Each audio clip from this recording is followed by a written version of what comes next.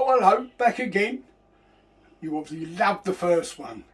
Right, today Penn's asked me to show you, we went to Tesco's and was looking for some stewing beef. The weather's turned cold again. So while we was there we spoke to the very nice lady there, member of the page, and I asked her if she had a large piece of stewing beef, because that doesn't work out any cheaper, but at least you can cut it to the size you want. And this is what we came up with. What I'm doing at the present, before you got here, although we don't cut all the fat off, we do cut off a lot of it. So this is basically what I'm doing at the moment.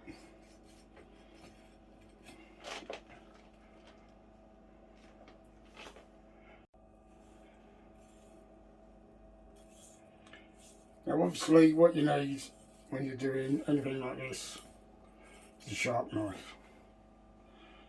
How do you keep your knife, well, our knife so sharp, Steve? Well, got a number of methods, to be honest. This is one we bought from Amazon. Can't tell you exactly how much it cost, but basically what you do is you put your knife in. I won't touch it now, but in fact, let's get another knife. It's got so many to choose Right, from. and basically you pull the knife through, slight pressure. I didn't really want to touch it because I've got the meat on my hands. Yeah. Slight pressure, up to 10 times. That puts a sharp, and if you hold it at 90, that just takes off any edge that you've got. And basically that will give you a nice sharp knife. Thank you. How big do you want this out? Well, big enough for casserole, really. The trouble is with lots of the pre-packed stewing beef that you buy, yes, it's cut, it saves this job for you, but it's very small, and by the time it's cooked, it can almost melt down to nothing. So that's another reason we buy like this.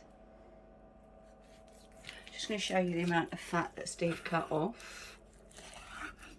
Yes, you can say, but you've ended up paying for that, but so will you in most instances.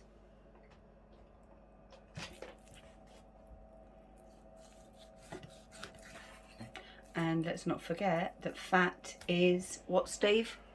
Flavour.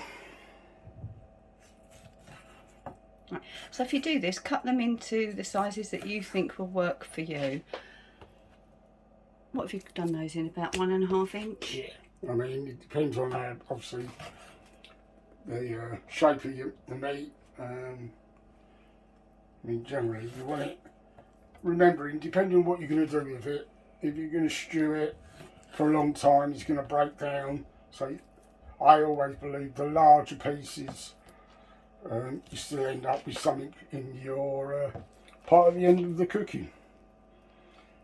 I mean, this will be stew. If we were doing it for a steak and kidney pie or steak pie Pudding. or pudding, it would probably be cut down a lot more because it won't cook for as long as the stew cooks. And also you want to know that you've got a bit of, oh God, this is going to sound so rude, a bit of meat in your mouth whilst you're eating a pie or a pudding, but you don't want a big bit like that. Sorry, something to say to that? Now this chunk that we got, I believe cost just over £8, and I'm talking pennies over £8. So we definitely will get a massive pot of stew, or even if we decide to make a pudding, then obviously when it comes to it I can cut it down a bit smaller. And what will we do with this meat now? Well, this will now be probably separated into two and vac packed and frozen for when we need it. Although the way the weather is at the moment, probably next week. So there you go.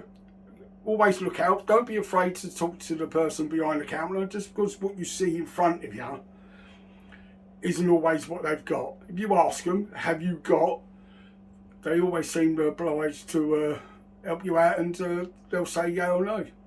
So there you go. Another video, cooking in the kitchen with Steve. See you next time. Oh, just reminded, please subscribe, share, like, give us a thumbs up. I'm getting all this now. Comment, please comment, keep it clean-ish. And also, obviously, the notification bell, tick always, and you'll find out when we put something else on. There you go. All right, I'll do it again.